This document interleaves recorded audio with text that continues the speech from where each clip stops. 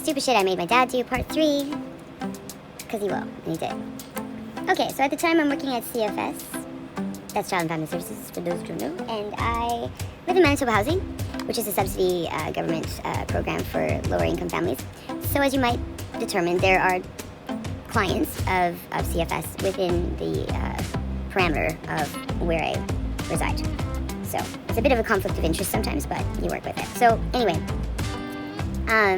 it's a little bit later in the evening, I guess probably 9 o'clock or so. I'm wearing a very long skirt with flats. So not dog walking at this time, but we were getting back from somewhere, I can't remember where, and the dog is 165-pound bull mastiff, and we have a little dog at the time as well. And so my kids, I have 3 of them, so I'm trying to watch the ducklings get out of the car and get everybody with their bag and whatever they have to carry. And I've got Nova with the leash, but the leash is really kind of like light, not really holding it too tight. Normally he doesn't move, he just stays there.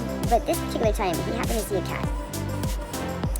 And we're in the parking lot, so he runs more to the courtyard, like in between 2 housing developments. And the cat is in the middle of that, I suppose that's where it was when he saw it.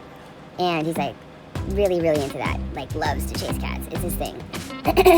And I don't know whether he's thinking this because I'm busy and I'm doing something else and I just have my eyes off of him. And he starts to run. Well, he's 165-pound bull mastiff, and I'm wearing a very long skirt with flats, so my skirt is hitting the ground, right? And I'm not I'm not very fast or very stealthy at this time. And as you know, like when you park a car somewhere, there's like those plug-in things or whatever that are made out of wood that go all the way around, so like you can't just run into the courtyard. You have to jump over a hurdle first before you can. And I'm wearing a long skirt with a fucking 165-pound dog in a leash and a skirt and a hurdle, and there's the cat. And so anyway, I didn't let go because I'm good. And I didn't even know why I was running. I just started, like, you know, just kind of taken by surprise. And then I fucking saw the cat, and I was like, oh, that's what we're doing. So there's not a lot of room before we get to the hurdle. So the dog basically jumps over and kills me. That's basically what he does, because he just keeps going, and the leash is wrapped around my arm, and I'm wearing a long skirt, and I kind of fall, and he fucking brings me into the hurdle, and face first, of course. But now the leash kind of unclips, I guess, because that's leashes. They're good, right? They keep your dog real safe and secure, and that's awesome. In the most crucial moments in time when there's a cat and you're on the floor with your face in a hurdle. So anyway, I have to get up and get over this hurdle at this point. But I'm looking, and there's this cat, and this cat is brilliant. It's freaking the smartest thing I've ever seen, because the dog is gonna kill it. Okay, let's just be honest. If it got a hold of it, it was... I don't say that my dog is a killer, and I don't say that he's not trained, but at this particular moment in time, I was obviously a little stunned because I had hit my head, and I was just like, ugh, you know, and so I'm trying to figure... But anyways, the cat was smarter than all of us, because the cat decided, like a cartoon, decided to crawl over the dog and get onto his back where the dog can't reach him. That's fucking brilliant. So the dog is trying to get, and the cat's like, ha ha ha ha ha, you know, like, you can't get me because your face can't reach your back, and I seem to know this, and that was awesome. But the dog shook, and, you know, eventually the cat's going to have an issue. It might have even happened before that, I don't know. But anyways, just hold on for a second. So the cat runs away because I grab the dog, and I'm like, leave it, and, you know, the dog listens at this point because that's what he does. He's actually a very good listener, except I wasn't on the ball, and he wasn't listening because I wasn't saying anything. So anyways, get the dog on the leash. He's like, sorry, Mom. So we go back home. And then this different person who actually didn't live at the home with the actual cat and the family of the cat, but a different person who just so happens to be an animal advocate of sorts, and nothing better to do than to deal with this issue. So you have to understand, I'm working at a place where there could be a conflict of interest between the agency and this person due to, and like, I mean, it's probably pretty likely, depending on who you are, I guess, but she wasn't doing too well in terms of parenting, let's put it that way. And so, you know, there could be friction, or use this as a reason to cause something in court, you know, just whatever. So this is the type of thing that's going through my mind. And as this other girl shows up and says, like, I think it's like 2 or 3 in the morning at this time, and thanks for waiting, that's awesome. The cat had been in the vents, because that's where the cat goes. Like, they just leave all of the vent covers off and just let the cat run around in the vents. Sure, I guess if you like doing that, you could let your cat run around in the vents system of the house, sure.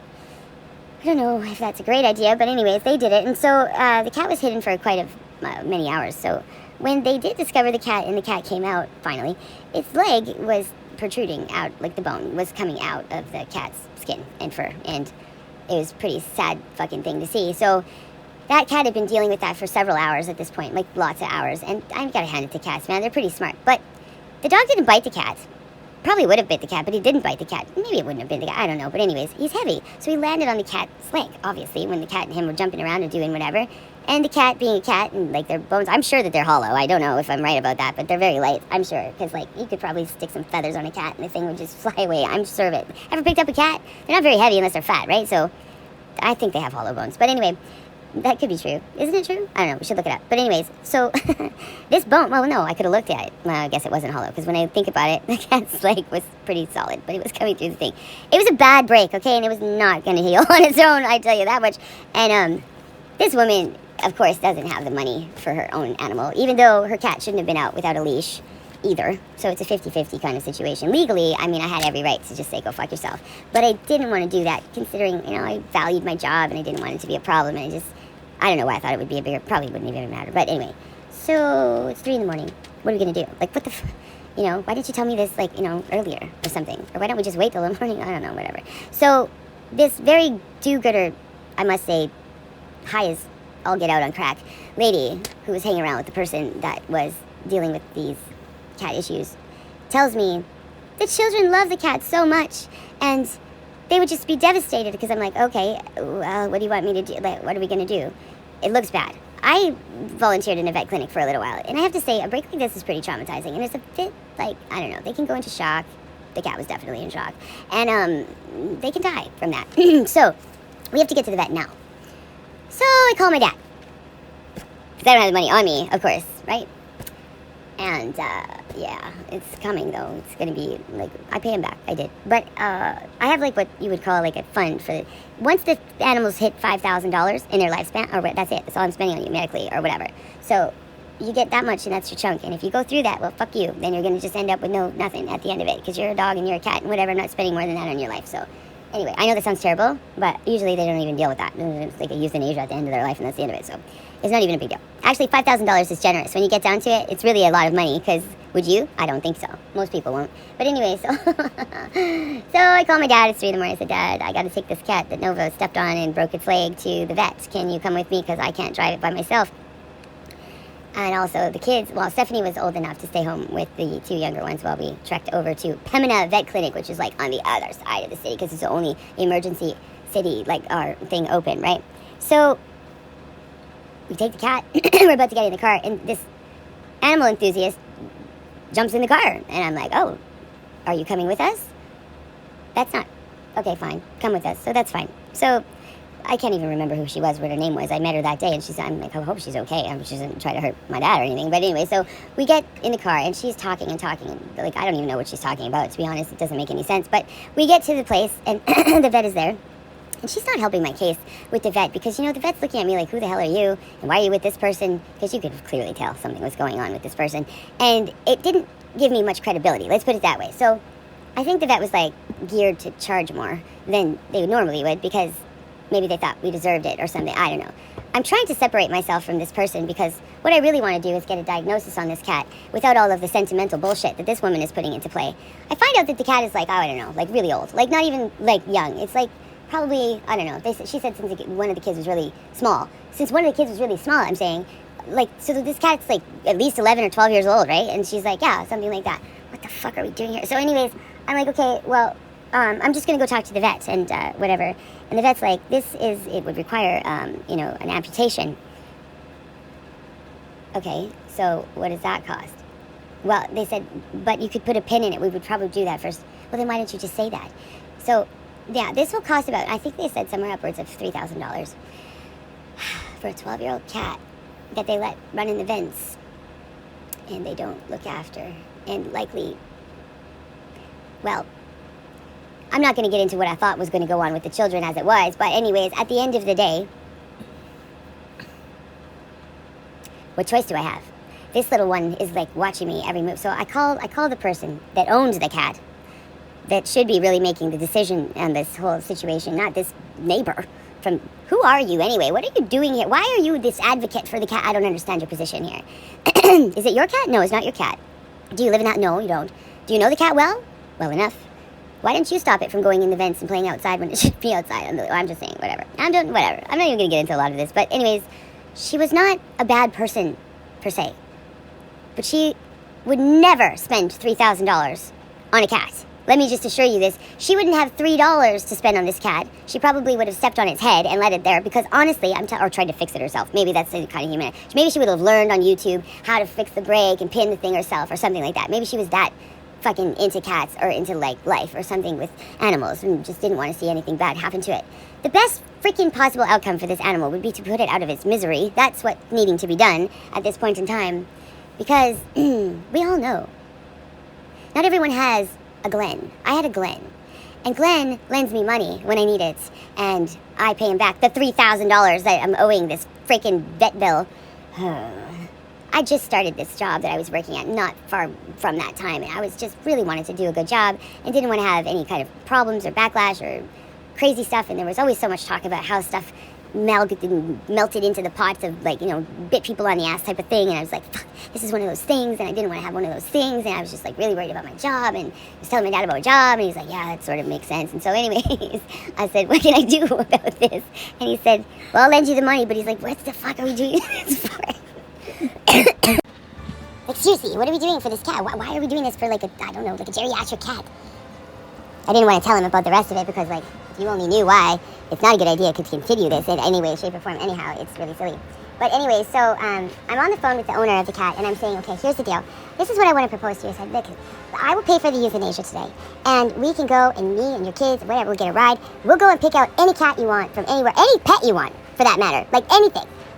The kids wanted a parrot. We'll go get a parrot, whatever, anything. Your cat has a very severe issue. It's going to require a lot of attention after. And I'm going to tell you something. This is it. This is all I'm going to be putting out. I'm not following up with bandages. I'm not following up with any other vet bills. No seeing, nothing.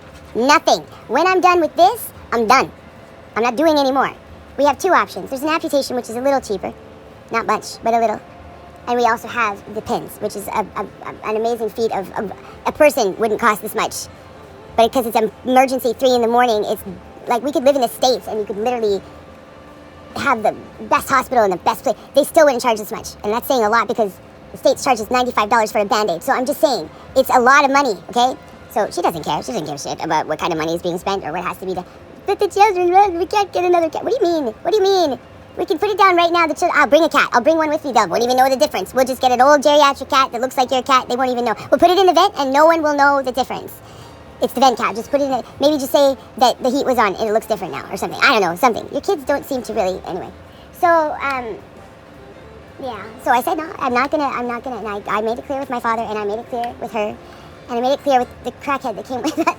And we could have euthanized the cat for $75 and got a new cat. We could have gotten 13 new cats for less than the price, and they would have all been healthy and no charge to her when they got home. Anyway, so my dad graciously understands my position with work and gets that this crackhead tagged along, so now we can't lie about anything and just say the cat died when it got there. That would have been perfect. Annie McNeighbor had to come with us, and it's just like, if she wasn't here, we could have just said the cat died of shock, and then that was it, and then we just would have done it. And like, anyway, I know it's wrong, but I would have. I'm sorry, I would have done that. That's a lot of money. That's a lot of money for a fucking 12-year-old cat. And my dad's going, why are we paying for this? Like 12-year-old. I said, because they want us to. I can't not. Like, what if they take my dog away? What if blah, blah, blah. So anyways, there was all kinds of issues. My dad liked the dog and knew that I loved the dog and, whatever. So the dog didn't even bite the cat, though, let's face it. Could have broke its leg in the freaking vent. Really, when you get down to it, I didn't see a break. Nobody else saw a break until it came out of the vent. Maybe you shouldn't let your cat try. Oh, anyway. So I agreed to it, and that's what we did. So anyway, the cat stays overnight. We end up staying while we performed this really long surgery with a pin and setting the leg and doing all this stuff. The crack lady, she left. I don't even know where the frick she went. Don't leave earlier, though. You leave now during this course of time. I guess she probably needed to go and do more drugs or something. I don't know. But anyways, she should have left prior to that because it would be better. Then I could have said things. But no, surgery is underway. Everything's starting. Probably already in the anesthesia and everything. And so, it's too late. So she had bad timing for what I needed to happen. But anyway, so the cat gets its, bandage, stitched leg back thing. Obviously, it's very injured. Okay? So you need to make sure it's going to be taken care of. And I said to the lady, listen to me. I'm telling you right now, this is not going to be if something happens, you got to take care of it because this is seriously. You can't fuck around. No, you can't. You cannot. okay? You have to look out. Yes, of course. You have the money in case something comes. Yes, yes. Because why am I putting this out if you can't do the rest? You know what I mean? Like, it's just like, So anyways, I don't talk to her because she's like a client and stuff, so I really don't want to know. I don't want to know how the cat's doing. I don't care. I don't fucking care how the cat's doing. Just don't ever let it near my dog again, and I'll just keep the dog really close to me. And I don't dislike you or anything, but like I don't care about your cat. I don't. The cat cost me a lot of money, and it was not a good day. It just didn't work out very well. My dad's angry at me at this point now because it started to seep into realization, like really what's going on here. Because I guess it was 3 a.m. and he was not fully awake or something, because like it really resonated with him by about 6 or 7 a.m. That's when I started hearing all that. What the hell? You know, he was really, really mad. You better give me that money back from those installments. And I did. I totally did. And I thanked him very much. But he was right. Like, he's right. This is stupid. Here we are. It's done. Whatever. Here we are, though. So later on, I come to realize, and I never did tell my dad this. Never. No, I'm never going to tell him. They left the bandage on and just let the wound fester. And the cat ended up dying. So that sucks. Fucking cats. Just fucking cats. You know? Fuck the cats already. Stupid, shitty cats. And their stupid, shitty 9 lives. Whatever. Fucking lies all day long. Anyway, don't tell my dad this shit. He doesn't need to know.